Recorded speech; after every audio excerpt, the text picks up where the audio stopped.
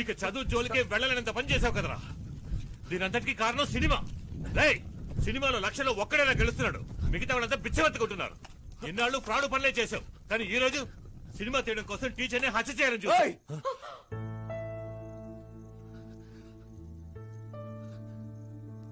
అంతకుండా అంటున్నావు, నేను హత్య చేయడం చూసావా నువ్వు? అవునయ్యా, నేను ఫ్రాడ్నే. దేనివల్ల? నీ వల్ల, నీ కఠినమైన పెంపకం వల్ల. చిన్నప్పుడు ఏడుస్తున్నా తీసుకెళ్లి స్కూల్లో దించావు, ఇప్పుడు కూడా చదువు చదువు అని ఏడ్పిస్తూనే ఉన్నావు కదయ్యా. సినిమా కోరిక రాగానే తిన్నగా నీ దగ్గరికే వచ్చి చెప్పాను.